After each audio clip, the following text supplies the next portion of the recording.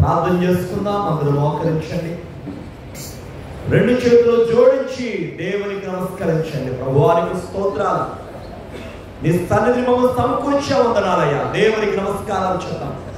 గతించిన వారం నుండి ఈ వారం వరకు ఆయన రెక్కల నీడలో మన భద్రపరిచిన దేవుడు, పరిపూర్ణుడైన దేవుడు, పరిశుద్ధుడైన దేవుడు, మహోన్నతుడైన దేవుడు. ఆయనకి వందనాలు చెప్తాం, స్తోత్రాలు చెప్తాం, స్తుతులు చెప్తాం. దేవా నీకు స్తోత్రం, స్తోత్రం. దేవునికి వందనాలు చెప్తాం. మహాపరిశుద్ధుడు అయిన మా తండ్రి, మహోన్నతుడా మీకు స్తోత్రములు చెల్లిస్తున్నా. ప్రేమ కలిగిన మా ప్రభువానికి వందనాలు. కృపానికి ఒక దేవానికి స్తోత్రాలు. ఆశ్చర్యకరుడానికి వందనములు. బలవంతుడు అయిన తండ్రి మీకు స్తోత్రములు. ప్రభువా నీ ప్రశస్తమైన నామాన్ని బట్టి వందిస్తున్నా. నీకే సమస్త మహిమ, ఘనత, ప్రభావములు ఆరోపిస్తున్నా. దయగలిగిన మా పరమ తండ్రి, పరిశుద్ధుడైన దేవానికి వందనాలు. అయ్యా ఈ ప్రత్యేక సమయంలో ఇంతవరకు పాటల యందు, ఆరాధన క్రమంలో మీరు నడిపించారు. వందనాలు అయ్యా. ఈ సమయమందు, ఈ మంచి సమయంలో అయ్యా వాక్యమయుల మా పరలోకపు తండ్రి, మీరే మాలో నుండి మాట్లాడండి అయ్యా. మీ ఆత్మతో మమ్మల్ని వెలిగించండి, మీ సన్నిధిని మాతో ఉంచండి. దేవా నీ పరిశుద్ధాత్మతో మమ్మల్ని నింపి మీరే మాట్లాడే మహిమనందుమని మా మంచి బోధకుడైన యేసు నామమున అడుగుచున్నాము తండ్రి, ఆమేన్. కూర్చోండి. తెలివిని కలిగించు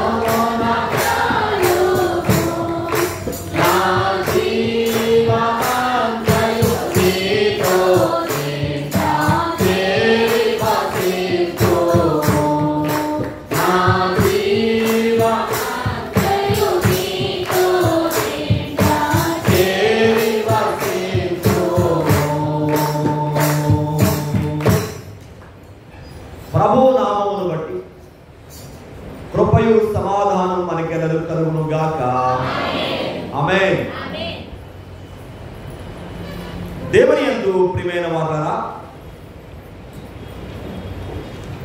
ఈ 4వ ఆదివారం ఈ ఫిబ్రవరి మాసంలో దేవుని పరిశుద్ధ సన్నిధిలో మరొకసారి దేవుడు స్తుతించడానికి దేవాది దేవుడు మనకు అనుగ్రహించిన ఈ మంచి సమయాన్ని బట్టి దేవునికి ఎన్నో వందనాలు చెల్లిస్తున్నాం. ఈ రోజున దేవుని వాక్యం నుండి కొన్ని విషయాలు ఈ సమయంలో మనం జ్ఞాపకం చేసుకుందాం. పరిశుద్ధ గ్రంథములో నుండి మనకి అనేక విషయాలు, అనేక సత్యాలు పరిశుద్ధాత్ముడు మనకి నేర్పుతున్నాడు. అందులో ఒక సత్యం ఏంటంటే, యేసు ప్రభువారు ఆయన ఈ లోకములో మనకి వెలుగుగా, జీవపు వెలుగుగా ఆయన కనబడుతున్నారు. అందుకే వాక్యం చెప్తుంది, ఆయనలో వెలుగుండెను, అది మనుషులకు జీవమైంది. ఆయనలో జీవం ఉండెను, ఆ జీవం మనుషులకు వెలుగైంది. నిజమైన వెలుగు ఉండెను, అది లోకములకు వచ్చు ప్రతి మనిషిని వెలిగించుచుంది. ప్రభు వెలుగై ఉన్నారు, జీవపు వెలుగై ఉన్నారు, నిజమైన వెలుగై ఉన్నారు, నిత్య జీవపు వెలుగై ఉన్నారు.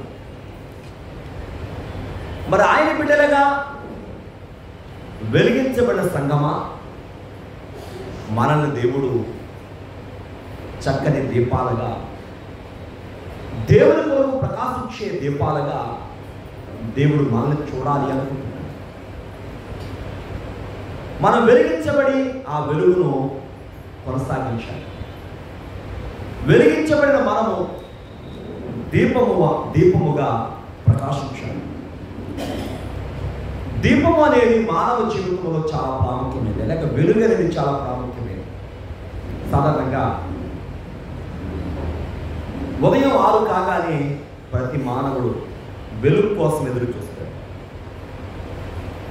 వెలుగు వచ్చింది అంటే ఆకాశ పక్షులు అవి గోడ నుంచి వాటి ఆహారాన్ని సమకూర్చుకోవడానికి లైన్గా వెళ్తుంది.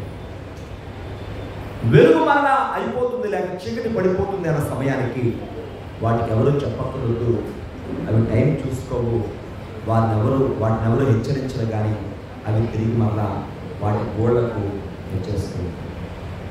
అంటే మానవ మనుగడ ఉండాలి అంటే వెలుగు చాలా బాగుంది.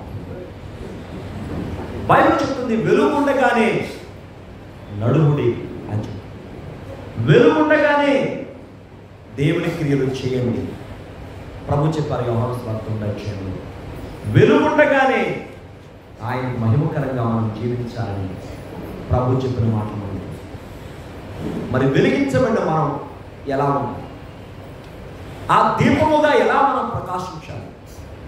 ప్రవక్త యోహాను గురించి బైబిల్ చెప్తుంది, అతడు మండుచు ప్రకాశించుచున్న దీపం అని.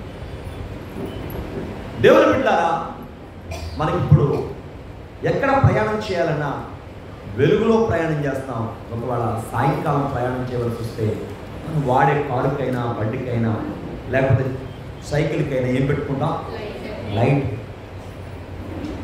అవి లేకపోతే మనం ప్రయాణం చేయలేం. వెలుగు అవసరం.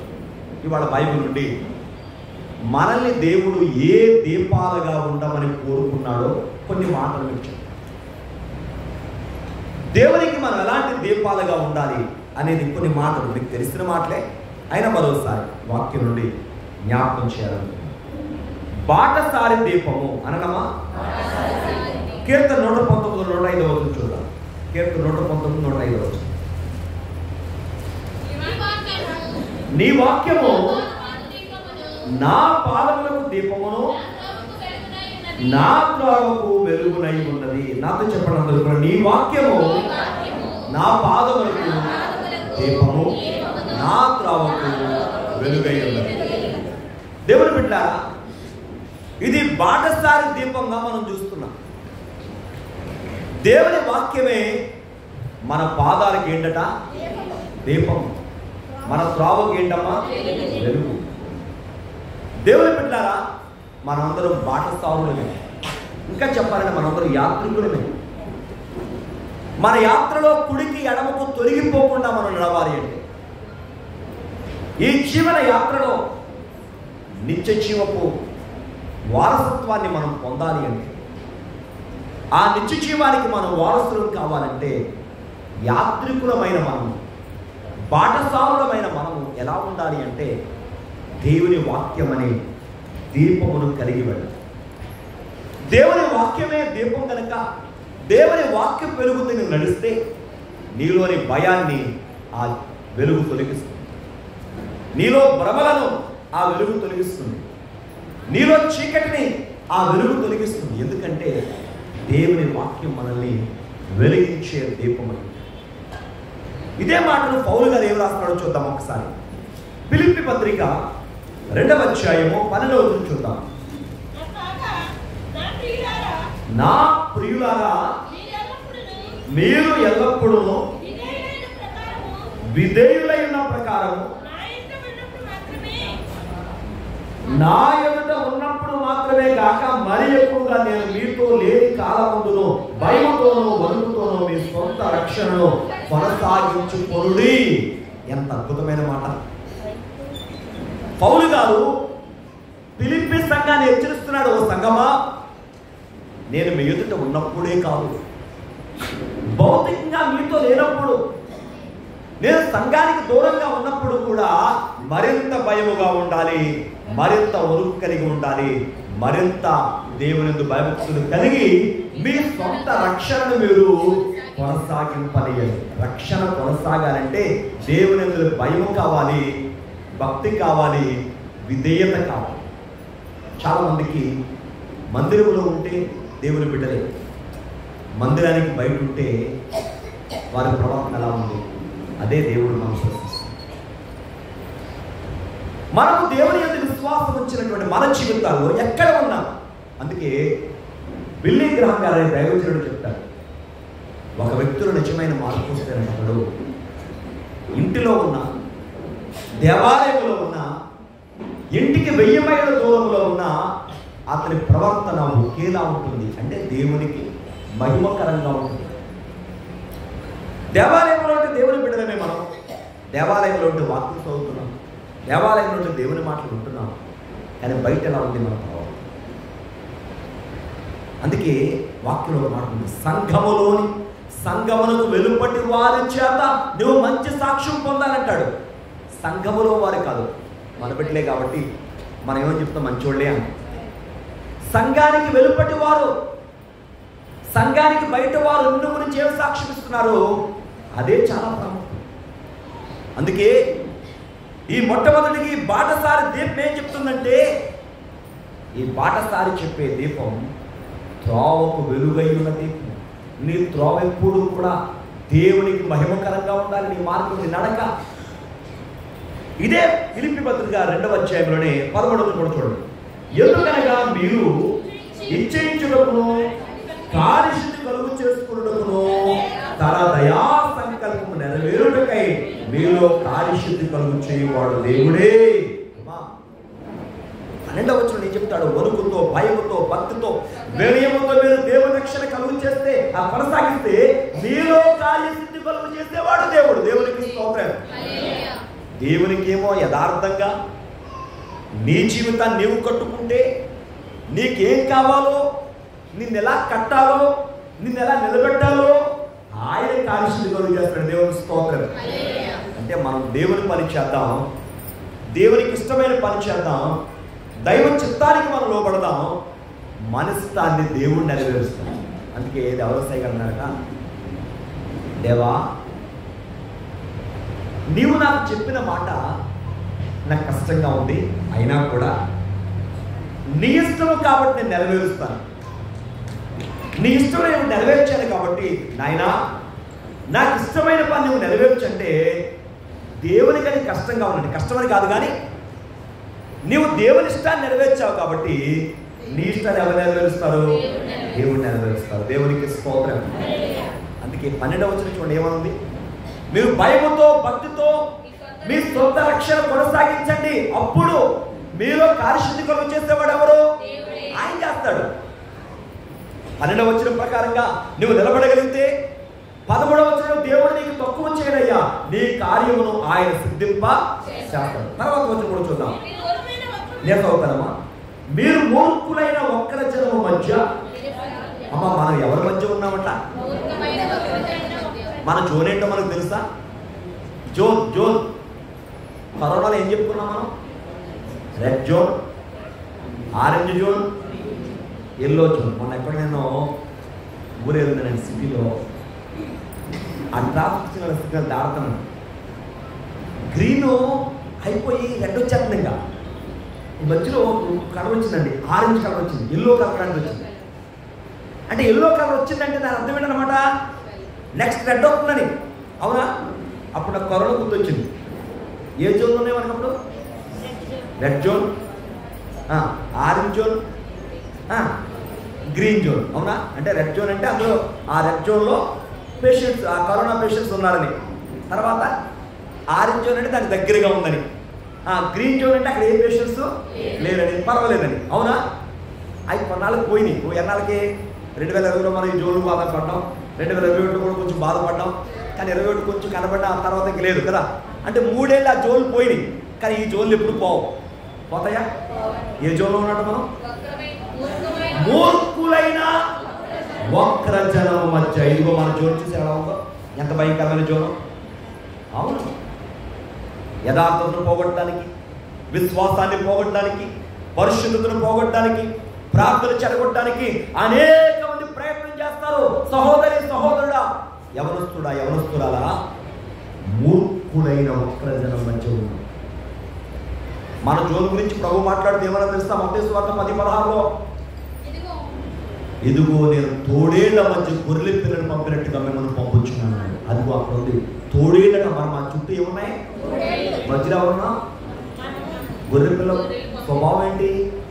సాధుత్వం, మృదుత్వం. మనందరం ఎవరో గొర్రె పిల్లలు. మన ప్రభు ఎవరు? మనకి కాపరి. అంటే కాపరి గొర్రెలు ఏం చేస్తాయేమో, గొర్రెలు కాపరి ఏం చేస్తాయి? వెంబడిస్తాయి. సాధుత్వం, మృదుత్వం కలిగి ఉంటాయి. కానీ మనల్ని ఎటకారం ఆడ్డా కూడా కొంతమంది ఏమంటారు ఇప్పుడు? అవును, నిజమే, మనం గొర్రెలమే, మరి వాళ్ళేంటో బర్రెలేమో. సరే, మనం అనొద్దులేండి, దేవుని స్తోత్రం. వాళ్ళు అంటున్నారు కాబట్టి మనం ఊరుకోలేక అంటున్నాం, కానీ అనకూడదు మనం కదా. నిన్నెవరేమన్నా ఏమి అనవద్దు ప్రియులారా. దేవునికి స్తోత్రం. నన్నన్నట్టే భావించుకోండి, దేవుని అన్నట్టు భావించుకుందాం. మనం ఏం తిరిగి అనవద్దు. దేవుని స్తోత్రం. అయితే ఇక్కడ వాక్యంలో చూడండి, మన జోన్ ఎలా ఉందట? మూర్ఖులైన వక్ర జనం మధ్య. మన జోన్ ఎలా ఉందట? తోడేళ్ల మధ్య. మనం ఎలా ఉండాలి ఇప్పుడు అంటున్నాడు చూడండి, మీరు మూర్ఖులైన వక్ర జనం మధ్య నిరపరాధు నిష్కళంకులను అనిందులైన దేవుని కుమారులంటూ సలుగులు సంశయములు మాని సమస్త కార్యములు చెయ్యుడి. దేవునికి స్తోత్రం. ఏం మానేయాలమ్మా? ఏం మానేయాలి చెప్పండి అందరూ? సలుగులు. ఏం మానేయాలి? చాలా ప్రమాదకరమైనది విశ్వాస జీవితంలో ఇవాళ సలుగులు సంశయాలు చాలా విశ్వాస జీవితాన్ని పాడు చేస్తుంది. అమ్మా, సలుగులు పక్కన పెట్టండి, సంశయాలు పక్కన పెట్టండి. కొంతమంది మీద ఎప్పుడు సలుకుంటానే ఉంటారు. సంశయం, అనుమానాలు. సలుగులు సంశయములు మాని సమస్త కార్యములు చేయండి. అప్పుడు 16వ వచనం, అట్టి జనం మధ్య మీరు దేవుని వాక్యం పట్టుకుని లోకమందు జ్యోతుల వలె కనపడుతున్నారు. దేవునికి స్తోత్రం. అమ్మ, మన మొదటి దీపము బాటసారి దీపం అనండి. ఈ బాటసారి దీపం ఏం చెప్తుంది? వాక్యపు వెలుగులో నిన్ను నువ్వు చూసుకోవాలి, వాక్యపు వెలుగులో నిన్ను సరి చేసుకోవాలి, వాక్యపు వెలుగులో మనం ఎప్పుడు కూడా మనల్ని మనం సరి చేసుకుంటూ దైవ చిత్తానుసారంగా నడవాలని చెప్తుంది ఈ బాటసారి. ఇది మొదటి దీపం. ఇక రెండవ దీపం దగ్గరికి వస్తున్నాను. రెండవ దీపం ఏంటంటే కావలి వారి దీపము. ఏ దీపం అండి? గట్టిగా చెప్పాలి, అందరూ చెప్పడమా? కావలి వారి దీపం. దేవునికి స్తోత్రం. లూకాసు వార్త 12వ అధ్యాయం 35వ వచనాన్ని చదువుతున్నాను చూడమా.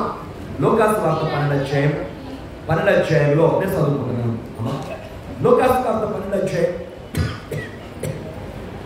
35వ వచనం, మీ నడుములు పట్టుకొని ఉండుడి, మీ దీపములు వెలుగుచుండనియుడి.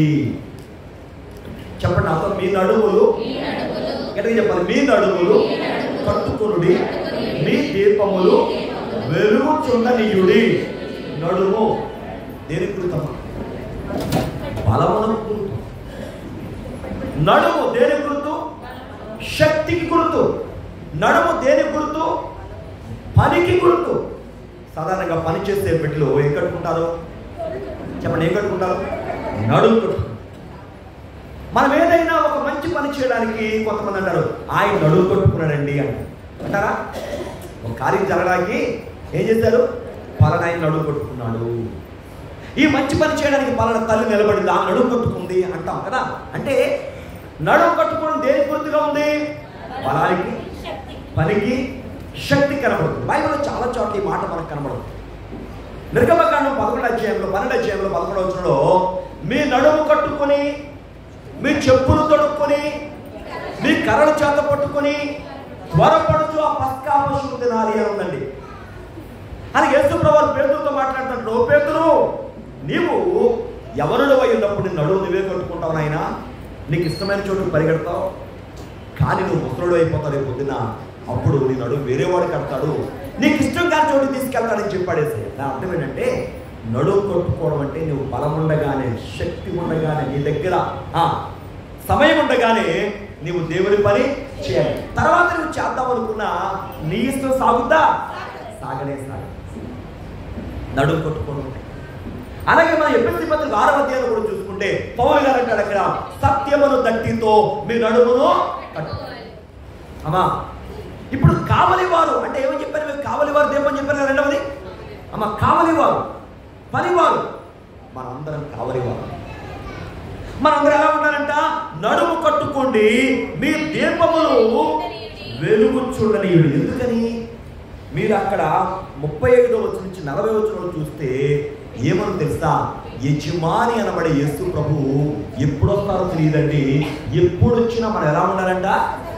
మెలకువగా ఉండండి, సిద్ధముగా ఉండండి. దేవుని స్తోత్రం. సంగమా, ఇదిగో రెండవ దీపం గురించి చెప్తున్నాను. మెలకువ కలిగి ఉండాలి మనము. ఇశ్రాయేలులు ఐగుప్తులో ఉన్నారండి, వారికి స్వేచ్ఛ లేదు, స్వతంత్రం లేదు. ఫరో అనుకున్నాడు ఐగుప్తులో ఉన్న ఇశ్రాయేలు ఒక్కరిని కూడా బతకనివ్వకూడదు. ఎలాగా? పెద్ద ప్లాన్ కూర్చున్నాడు. ఎవరండి ఫరో అంటే? ఆ కాలంలో ప్రపంచ పెద్దలని చెప్పొచ్చు, ప్రపంచానికి పెద్ద రాజుని చెప్పొచ్చు. ఎందుకనంటే ఐగుప్తు వైపు అన్ని దేశాలు చూసే ఆహారమైన, పశువులైనా, సంపదైనా, అక్కడ ఉండేటువంటి గుర్రాలైనా, సైనిక శక్తి అయినా ప్రపంచానికి ఒక మోడల్గా ఉండేది ఐగుప్తు ఆ కాలంలో. అమ్మా అందుకే ఫరో అనుకుంటాడు ఏమైనా సరే ఇశ్రాయేలు లేక హెబ్రీల్లో ఉన్న మగ బిడ్డలందరినీ చంపి, అసలు హెబ్రీలు అనేవారు పేరు ఉండకూడదు, వాళ్ళు కనబడకూడదు అని చెప్పి సిపాయిలు చెప్పాడు, అని చెప్పి మంత్రసాలను చెప్పాడు, చంపేయండి మగ పిల్లలని. కానీ ఆ కాలంలో ఉన్న స్త్రీలైన తల్లులు వారి బిడ్డల కంఠం కానీ, వాళ్ళ బిడ్డలు దాయడం కానీ, ఏడుపే బయటకు వినపడకుండా కాపాడుకోవడం కానీ ఎంత అద్భుతం అండి. అందుకే నిర్గమకాండ 2వ అధ్యాయంలో మోషే పుట్టినప్పుడు అతడు సుందరుడై ఉంటా తల్లి చూచి అతన్ని 3 నెలలు దాచిందని వాక్యం చెప్తుంది. అంత మెలకువగా ఉన్నారంట.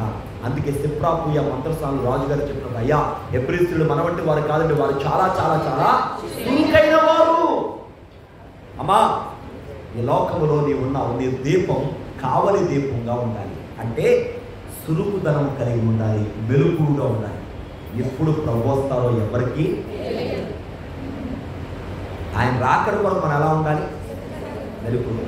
ఈ లోకంలో కీడు ఎలా వస్తుందో మనకు తెలియదు కాబట్టి అన్ని విషయాల్లో సంగమా ఎలా ఉండాలి? మనం మెలకువగా ఉండాలి. చెప్పండి, ఎలా ఉండాలమ్మా?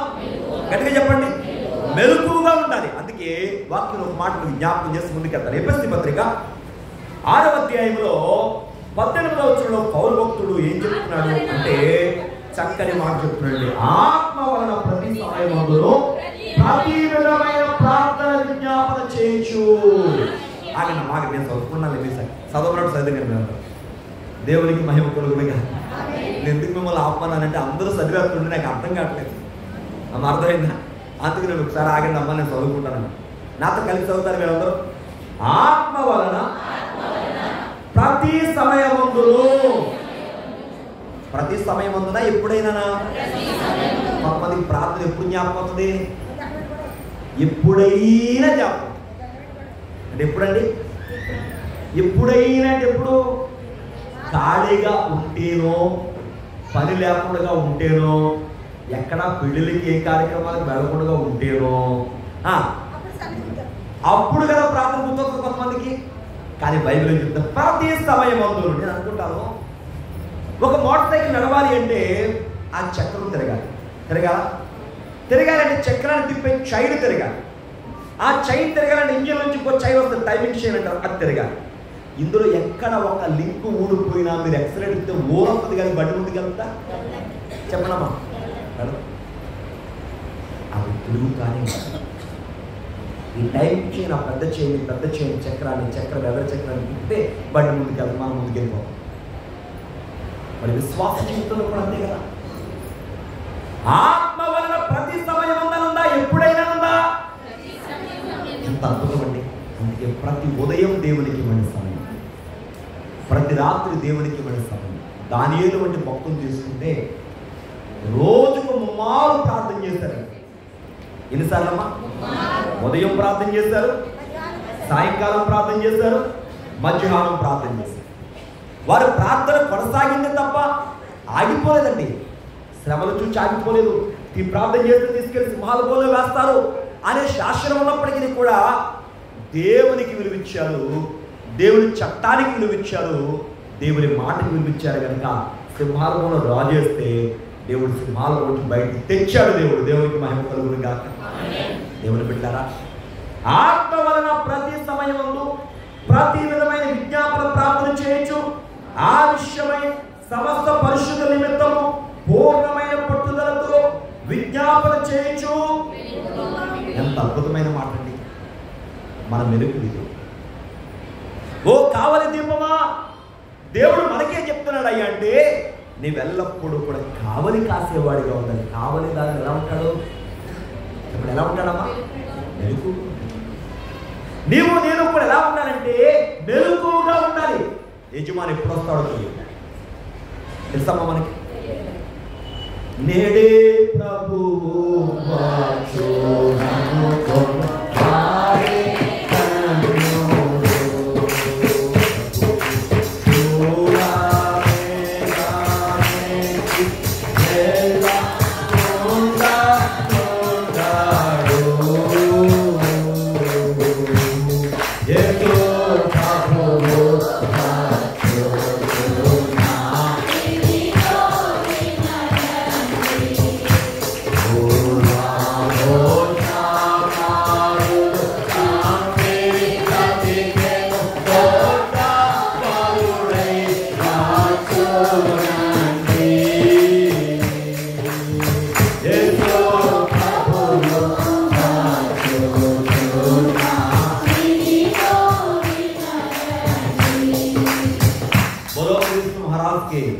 దేవునికి మహిమ కలుగును గాక. నేడే ఎవరి కోలమ్మా? ఎప్పుడూ కాదండి. అందుకే ఏనాడు కానాడే నువ్వు మెలకువగా ఉండాలి. ప్రార్థనయందు, విశ్వాసమందు, అన్ని విషయాలు మెలకువగా. దేవునికి మహిమ కలుగును. మొదటి దీపం ఏంటమ్మా? బాటసారి దీపం. 2 కావలి దీపం. 3వది మనం చూసినట్లయితే ఇక్కడ మనం కొన్ని విషయాలు జ్ఞాపకం చేసుకుందాం. 3వ దీపం నమ్మిన వారి దీపం అట. ఏ దీపం అండి? నమ్మిన వారి దీపం. అంటే నమ్మని వారి దీపం కూడా ఉంటుందా? అది కూడా ఉంది, చూద్దాం. అదే అందుకే చెప్తున్నాడు. అమ్మా, కొంతమంది నమ్ముతున్నాం కానీ పరిపూర్ణంగా నమ్మకపోతే నామకార్థ దీపం. ఇక్కడ 2 చెప్పుకుందాం. నమ్ముతున్న వారు యథార్థంగా పరిపూర్ణంగా నమ్మితే నమ్మిన దీపం. మీకు ఇది అర్థం అవ్వాలంటే ఒకసారి మత్తయి సువార్త 25 అధ్యాయానికి వెళ్ళండి. చదవద్దులేమ్మా, నేను చెప్తాను విన్నప్పుడు మీకు చదివి. యేసయ్య ఉపమానం చెప్పారు. మత్తయి సువార్త 25 అధ్యాయం 1-13 వచనం. ఉపమానం ఏంటంటే, పెండ్లి కుమారుని ఎదుర్కోవడాకన్నా 10 మంది కన్యకులు బయలుదేరారు. అందులో 5 బుద్ధి గలవారు, 5 బుద్ధి లేనివారు. ఈ బుద్ధి గల కన్యకులట వారి దివిటీలు వెలగడానికి సిద్ధెలలో నూనె తీసుకుని వెళ్ళారని ఉన్నది. దేవునికి మహిమ కలుగును గాక. నా ప్రశ్న ఏంటంటే, పెండ్లి కుమారుడు వస్తున్నాడు, అతను ఎదుర్కోవడానికి వీళ్ళకి వెలుగు కావాలి అమ్మా. కానీ మిగిలిన 5 అంటే బుద్ధి లేని వారు ఎందుకు తీసుకెళ్లేదు నూనె? తీసుకెళ్లేదు కాబట్టి బుద్ధి లేని వారు అయ్యారు అనుకోండి. ఎందుకు తీసుకెళ్లేదండి వారు? రావడం బాగుంది, ప్రభు కోసం వచ్చారు, బాగుంది. కానీ ఏది మరి దివిటీల్లో నూనె, సిద్ధుల్లో నూనె? అదే నామకార్థ భక్తి. కొంతమంది రావడం బాగుంది, సన్నిధికి బాగా వస్తున్నారు, కానీ సిద్ధుల్లో నూనె ఉందా? మన సిద్ధులు ఎలా ఉన్నాయి అనేది ఈరోజు గమనించాలి. అందుకంటున్నాను ఇక్కడ నమ్మిన వారి దీపం. ఏ దీపం అండి? ఎక్కడికి చెప్పండి. పెళ్లి కుమారుడు వచ్చాడు అర్ధరాత్రి వేళ. వారు అనుకోని గడియల్లో వచ్చాడండి పెళ్లి కుమారుడు. పెళ్లి కుమారుడు వచ్చాడు, అతను ఎదుర్కొన్నాడని పాకి వినబడింది. నమ్మిన వారు చక్కగా, లేకపోతే బుద్ధి గల వారు చక్కగా వారి డ్యూటీలు చక్కబరిచారు. సిద్ధులు ఉంది కదా, వారి డ్యూటీ ఎలా ఉన్నాయండి? ప్రకాశమానంగా వెలుగుతా ఉన్నాయి. దేవుని స్తోత్రం. ఎప్పుడమ్మా? అర్ధరాత్రి వేళ ప్రభు వచ్చిన సమయం అనుకూలమైన సమయం. ఎప్పుడు ప్రభు వచ్చినా మనం ప్రభు కోసం సిద్ధపాటు కలిగిన వారిగా ఉన్నాం. మనం అనుకోని గడియల్లో, మనం అనుకోని సమయంలో ప్రభు వస్తారు. ఆయన రాకడ ఎప్పుడు ఎవరికి? కాబట్టి దేవుని బిడ్డలారా, నమ్మిన వారి దీపం. ఏ దీపం అండి? గట్టిగా చెప్పండి. బైబిల్లో మనం చూస్తే అబ్రహాం గురించి ఒక మాట ఉందండి. ఒకసారి చూద్దామా? రోమపత్రిక 4వ అధ్యాయము 18వ వచనం ఇలా ఉంది. నిరీక్షణకు ఆధారము లేనప్పుడు అతడు నిరీక్షణ కలిగి నమ్మారు. నాతో చెప్పండి, నిరీక్షణకు. గట్టిగా స్వరమెత్తి చెప్పాలని ఎంతమంది మనం ఉన్నాం దేవుని బిడ్డలు. గట్టిగా చెప్తే రీసౌండ్ రావాలి. సౌండే రావట్లేదు. రీసౌండ్ ఎక్కడ ఉంటుంది? మన సౌండ్ లేదు, రీసౌండ్ వస్తుందా? అమ్మా గట్టిగా చెప్పండి, స్వరమెత్తి చెప్పండి. ఎవరి దగ్గర ఏమవుతారు? స్వరం ఎదుగో కొనివి వరరాజా నిన్ను గూర్చి నిరతము పాడుకున్నాం కదా మరి మనం. అవునా? నిజంగా చెప్పండి, పాడుతున్నామా? ఆ పాట మొత్తం పాడేస్తాం అంతే. ఏమని?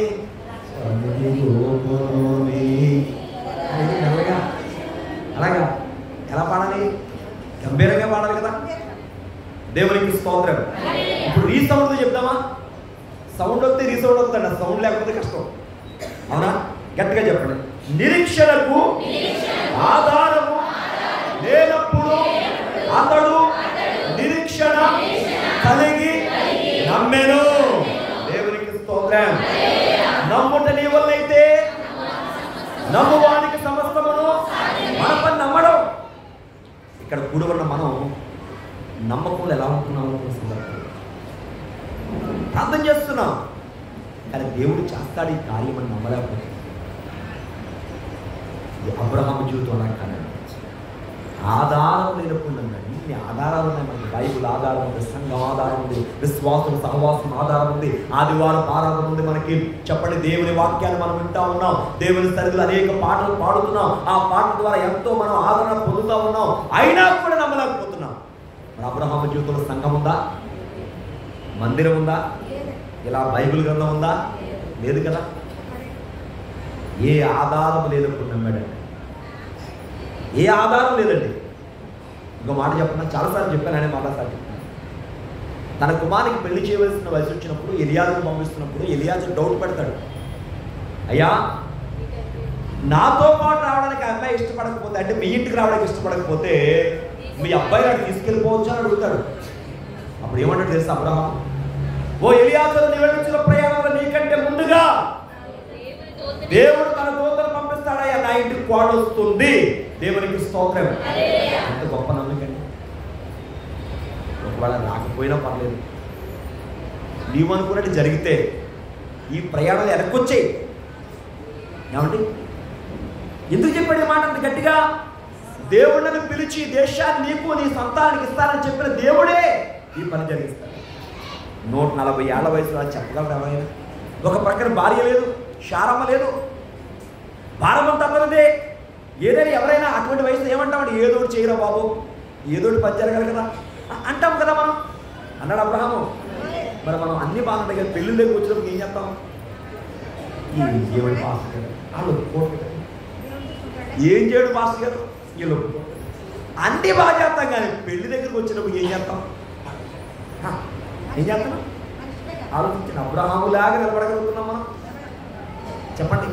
నువ్వు నిలబడితే నిలబెడతాడు. అసలు నువ్వు నిలబడాలి కదా. షడ్రక మేషక అబేద్నెగో నిలబడ్డాడు. మా దేవుడు మండుచున్న వేడిని అగ్నిగుండం తప్పించి రక్షించడానికి సమర్థుడు. నిలబడ్డాడు, దేవుడు నిలబెట్టాడు. దేవుని స్తోత్రం. దానియేలు నిలబడ్డాడు, నిలబెట్టాడు దేవుడు. అబ్రహాము నిలబడ్డాడు. చెప్పండి, దేవుడు ఏం చేశాడు? ఆయనకి కోట ఇచ్చిన దేవుని స్తోత్రం. మాట్లాడితే అపమానం పుట్టింటికి వెళ్ళిపోలేదు. వెళ్ళిపోయిందా? అసలు పుట్టింటికి వెళ్ళట్లేదు ఆవిడ. దేవునికి మహిమ కలుగును గాక. ఆమేన్, హల్లెలూయా. మా చెల్లెళ్ళు అసలు కోపడకండి. పుట్టింటికి వెళ్ళొద్దని కాదండి, దేవుడు అంతగా ఆ బిడ్డను స్థిరపరిచాడు. అది నేను చెప్పబోయేవాడు. ప్రియమైన వాళ్ళరా, ఇప్పుడు మనం మూడవదిగా చూస్తే నమ్మిన వారి దీపం ఎలా ఉండాలంటే నిత్యము వెలగాలి అంటే ఈ సిద్ధుల్లో ఏముండాలమ్మా? గట్టిగా చెప్పండి. మన విశ్వాస సిద్ధులు ఎలా ఉన్నాయి ఒకసారి ఆలోచించండి. మన విశ్వాసం ఎలా ఉంది ఒకసారి మనల్ని మనం ప్రశ్నించుకోవాలి. ఈ దీపం ఏమవుతుండాలి? ఇదే సమయంలో నామకార్థ దీపం కూడా అక్కడే ఉంది. ఉందా? కొంతమంది దీపాలు ఏమైపోయినాయి? ఎందుకని? కారణం ఏమండి? వాళ్ళకి తెలీదా ఈ దీపాలు ఎలగాలి అంటే ఏం కావాలని? పూర్వకాలంలో ఏముండేవి కాదంటే ఇలాంటి కరెంట్ లైట్లు లేవు. ఉన్నాయా? నేను సేవలకి కొత్తలో చోట శిలువ ప్రార్థనకి వెళ్ళినప్పుడు అప్పుడు కరెంట్ లేదు అక్కడ. కరెంట్ లేకపోయేటప్పటికి వాళ్ళు ఎలా ఉండేట్టు వచ్చేవాడు. తెలుసా ఎలా ఉంటుంది? ఎలా ఉంటాయి?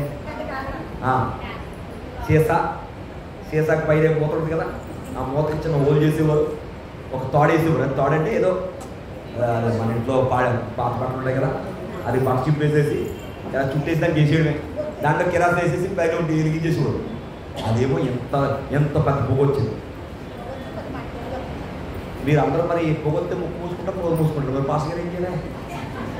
ముక్కు మూసుకుంటే రోజు మూసుకుంటే వాక్యాలు చెప్తాడు ఈయన. అలాగే చెప్పేసి కూడా వాక్యం తెల్లారిగా తెలా అనుకుంటే ఇంత శుద్ధగా వచ్చింది. ఏంటిది? మరి ఇప్పుడు పెళ్ళైతే కరెంట్లు చక్కగా దేవుడి స్తోత్రం. ఈ 90 సంవత్సరాల పుట్టినోడికి ఎవరికి దీప పుట్లు, ఇలా పుట్లు, కోడిపుడు దీపాలు, అంతర్ దీపాలు ఏం తెలియదు. తెలుసా? ఆ కాలంలో మనకన్నీ అనుభవం ఉంది. మనకి చక్కగా చెమటెట్టి దాకా తీసుకునేవాళ్ళు, చెమటెట్టిన తర్వాత నిద్రపడేసి పడుకునేవాళ్ళు. ఆ చెమట పడి జబ్బు. ఇప్పుడు ఎండాకాలం ఏసీయే, వర్షాకాలం ఏసీయే. ఏసీలో ఉండి ఏమైపోతుంది మనిషి? మన ఆరోగ్యాన్ని మనం పాడు చేసుకున్నాం. అమ్మ ఎంతో కొంత దేవుని వాక్యాన్ని దగ్గరగా ఉన్నది. ఎందుకంటే దేవుడు చెప్పాడు, ఆదామా నీ ముఖపు చెమట కార్చకపోతే ఏమి లేదు, నీకు ఆహారం లేదు. అసలు చెమటే పట్టకపోతే ఎలా పోతుంది? వ్యవసాయదారుడు, కర్షకుడు పనిచేస్తాడు, కరెక్టే. వ్యాపారస్తులు, ఉద్యోగస్తులు, అతను ఏసీ రూమ్లో ఉన్నా డాక్టర్ చెప్తాడు, బాబు నువ్వు ఆరోగ్యంగా ఉండాలని నడువునైనా ఒక 5 కిలోమీటర్లు అంటాడు. దేవుని వాక్యానికి విరుద్ధంగా ఎవరు కూడా జీవించగలమా? జీవించలేదు. సరే, దేవునికి మహిమ కలుగును గాక. ఆమేన్, హల్లెలూయా. మన దీపాలు వెలగాలంటే ఏముండాలమ్మా? చెప్పాలి. ఆ సిద్ధుల్లో ఉండాల్సింది. ఈ హృదయం అనే సిద్ధులో ఎప్పుడే ఉండాలి? విశ్వాసం అనే నూనె సంపూర్ణంగా ఉంటే ఈ దీపం ఏమవుద్ది? వెలుగుతుంది. ఇంకో విషయం తెలుసా మీకు? దేవాలయంలో ప్రదీపమట నిత్యము వెలగాలని వాక్యం చెప్తుంది. ఎప్పుడమ్మా? అప్పుడప్పుడునా దేవుని కొరకు నిత్యం మనం వెలగాలి. దేవునికి స్తోత్రం. ఈ 4 దీపాలు మనం చెప్పుకున్నాం. చెప్పండి, 4 దీపాలు ఏంటి పేర్లు? బాటసారి దీపం, కావలి వారి దీపం, నమ్మిన వారి దీపం, నామకార్థమైన దీపం. 4 అయిపోయింది. ఇక 5వ చూద్దాం. 5వది ఏంటంటే కుండలోని దీపములు. ఏ దీపాలమ్మా? కుండలోని, గట్టిగా చెప్పాలి, కుండలోని దీపం. చూద్దామా? న్యాయాధిపతుల గ్రంథం 7వ అధ్యాయం 16వ వచనం. అమ్మా ఇక్కడ చూడండి, మీరు చూసుకోండి. నేను కొన్ని మాటలు మీకు జ్ఞాపకం చేస్తున్నాను. న్యాయాధిపతుల గ్రంథంలో మనం చూస్తే దేవుడు అనేకమైన అద్భుతాలు చేశాడు. 6వ అధ్యాయం, 7వ అధ్యాయం, 8వ అధ్యాయం కూడా మీరు ఇంటికి వెళ్తే చదవడమ్మా, మీకు ఒక చక్కని విషయం అర్థమవుతుంది. ఈ అధ్యాయంలో మనకు ఒక ఆయన కనబడతాడు. ఆయన పేరు గిద్యోను. చెప్పడమా? గట్టిగా చెప్పాలి. గిద్యోను ఎవరు? ఇశ్రాయేలుకి ఒక న్యాయాధిపతి అన్నమాట. అయితే ఈరోజు రోజు ఏం చేశారంటే పంట పండించాడు, గోధుమలు. అమ్మా మనం ఏదైనా పంట పండించాం, రేరు చెరువులు రెయ్యి పట్టుకున్నామో, లేకపోతే కొబ్బరికాయలు తీసుకున్నామో, లేకపోతే కూరగాయలు పండించి కూరగాయలు, లేకపోతే వరి చేను, లేకపోతే ఏదైనా తోటలో ఫలాలు మన ఇంటికి ఎలా తెచ్చుకుంటే సంతోషంగానే భయపడతారా? అమ్మా బైబిల్ ఏం చెప్తుంది మనకి? పిడికిడి విత్తనాలు పట్టుకుని ఏడ్చుకోవాడు సంతోషగానంతో పంటలు కోసుకుంటున్నాడు కదా. ఈ గిద్యోను ఏం చేస్తాడంటే ఈయన పండించిన పంటట మిద్యానీలు ఎక్కడైతే పోతారనట గానుగు చాటున ఆ గోధుమలు దొరకొట్టుకున్నాడంట. ఎక్కడమ్మా అంటే ఎవరికి జడిచి? ఆ మిడతల దండంత ఉన్నారు ఆ సైన్యం. ఎంతమంది? మిడతల దండంత సైన్యమేమో మిద్యానీలు. వాళ్ళకి జడిచి ఈ గానుగు చాటున గోధుమలు దొరకొట్టుకుంటే దేవుని దూత చెప్తుంది గిద్యోనుతో, పరాక్రమము కలిగిన బలాఢ్యుడా. ఏమంటుందండి? ఈయనెవరో ఆడకు జడిసేమో గోనుకు చోట గోధుమలు తొలగొట్టుకున్నాడా? కానీ దేవుడు ఏమంటున్నాడు? పరాక్రమము గల నవరాత్రి మాట ఏమండి? పరాక్రమం గలవాడంటే ధైర్యంగా నిలబడాలి కదా. అవును, నిజమే. ఆయన కనబడడానికి, చూడడానికి, ఆయన చేసే పని భయంగా చేసుకున్నా దేవుని దృష్టిలో బలమైన వాడని, దేవుడు అంటే బలమైన వాడే. దేవుని స్తోత్రం. నీవు నేను బలహీనులమే, అవునా? దేవుని బట్టి ఎవరో చెప్పండి గట్టిగా నాతో. నన్ను బలపరచు వారి అయితే నేను సమస్తమును చేయగలను. దేవుని స్తోత్రం. హల్లెలూయా. మాట గుర్తొస్తుంది. థామస్ ఆల్వా ఎడిసన్ పేరున్నారా? బల్బులు కనిపెట్టినాయి. ఎవరమ్మా? Thomas Alva Edison. ఈయన స్కూల్కి పంపించిందట వాళ్ళ అమ్మ. కొన్ని రోజులు అయిన తర్వాత వాళ్ళ ఇంటికి ఒక లెటర్ పంపించిందట స్కూల్ టీచర్.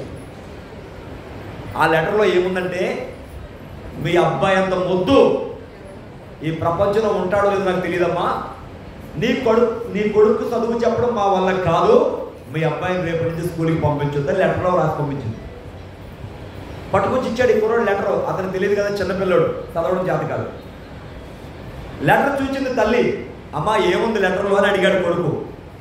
చెప్పింది తల్లి ఏమంటే, బాబు నువ్వు చాలా తెలివైనవాడంట, నువ్వు చాలా జ్ఞానం గలవాడమంట, నీకు చదువు చెప్పే అంత జ్ఞానం వాళ్ళ దగ్గర లేదంట నాయన అని చెప్పి లెటర్లో రాస్తుంది. అందుకు రేపు నుంచి స్కూల్కి వెళ్ళకే నేనే చెప్తాను నీకు అంది అని చెప్పాడు. తల్లి ప్రతిరోజు ఫిలిప్పీ పత్రికలో వాక్యాన్ని చదివించేదట. ఏంటా వాక్యం నాతో చెప్పండి. నన్ను బలపరచు వారి అంటే నేను సమస్తమును చేయగలను. చెప్పండి నాతో. నన్ను బలపరచు వారి అంటే నేను సమస్తమును చేయగలను. ప్రతిరోజు ఈ వాక్యం చదివించడం, బిడ్డకు పాఠం చెప్పడం. ప్రతిరోజు వాక్యం చెప్పడం, చదివించడం, బిడ్డకు పాఠం చెప్పడం. అలా కొన్నాళ్ళైన తర్వాత మహనీయుడు ఈ బల్బులు కలిపి దేవునికి స్తోత్రం. ఆయన అన్నాడట, బైబుల్ నన్ను వెలిగించింది, నేను లోకాన్ని వెలిగించాను. చెప్పడం దేవుడు. బైబిల్ ఎవరు వెలిగించింది? నన్ను వెలిగించింది. థామస్ ఆల్వా ఎడిసన్ చెప్పిన మాట. నన్ను వెలిగించింది, నేను లోకాన్ని. అమ్మా, మన బలం ఎవరో, మన శక్తి ఎవరో? ఆయన తీసేస్తే మనం బలహీనం, ఆయన లేకపోతే బలహీనం. అందుకే ప్రభు అన్నారు, నాకు వేరుగా ఉండి. కాబట్టి గిద్యోను అన్నాడు దేవుడు, పరాక్రమము గల బలాఢ్యుడా. ఇదేంటి ఆయన, నేనేమో గోధుమలు తోలుకుంటున్నాను, ఆలు జడిసి నేను పండించిన పంట ధైర్యంగా గర్వంగా పట్టుకెళ్ళకపోతున్నాను అని అనుకున్నాడు మనసులో.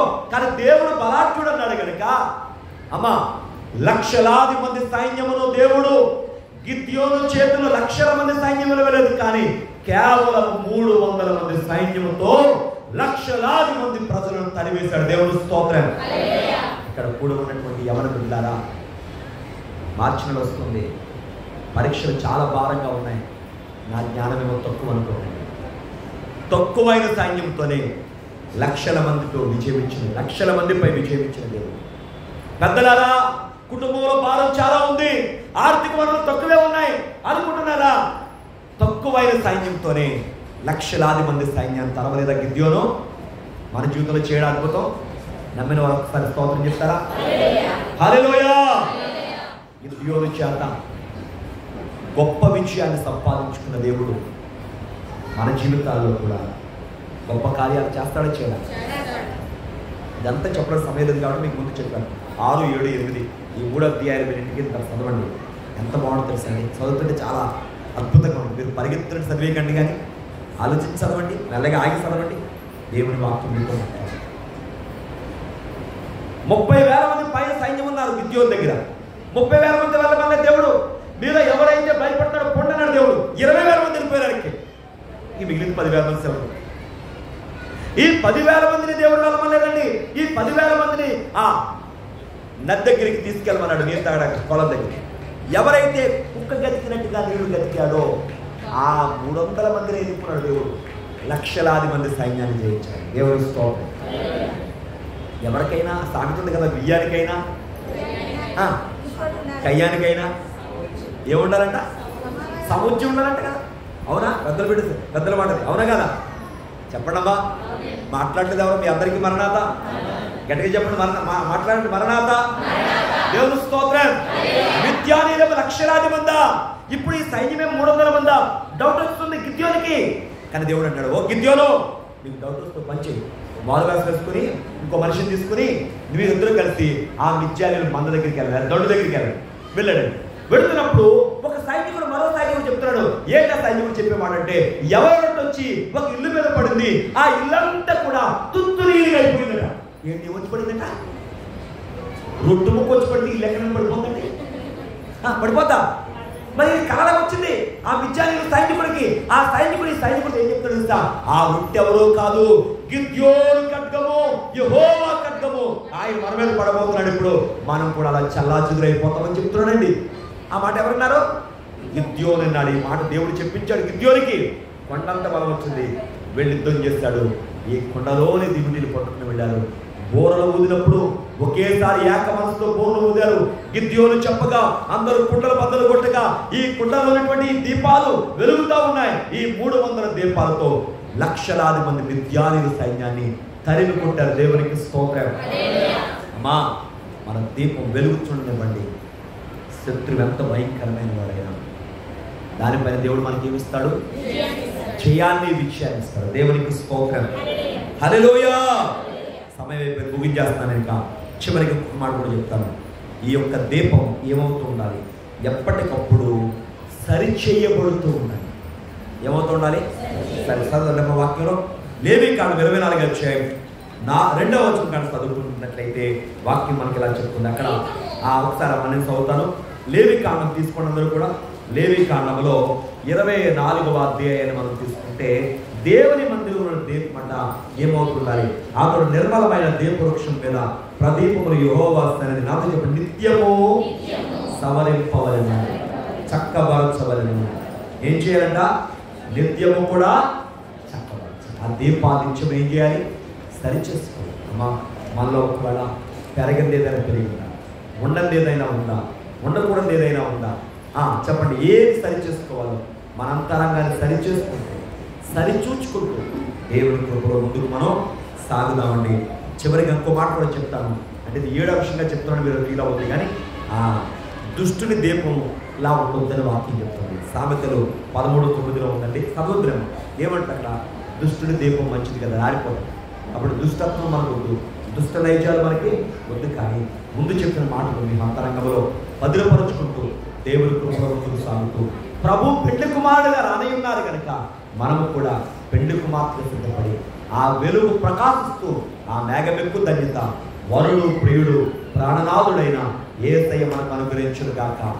మండుతూ ప్రకాశిస్తున్నటువంటి మోషే ఎలాగైతే దేవుని యొక్క రూపాన్ని చూడగలిగాడో మనము కూడా వెలుగై ఉంటే వెలుగైన ప్రభులో శాశ్వత కాలం ఆయనతో జీవిస్తాం. అంటే ధన్యత ప్రభు మనకు అనుగ్రహించును గాక. మోకరిద్దామండి. మోకరించి 2 చేతులు జోడించి ప్రభు సన్నిధిలో ప్రార్థన చేస్తాం. దేవానికి స్తోత్రాలు. పరిశుద్ధుడానికి వందనాలు, దేవునికి వందనాలు.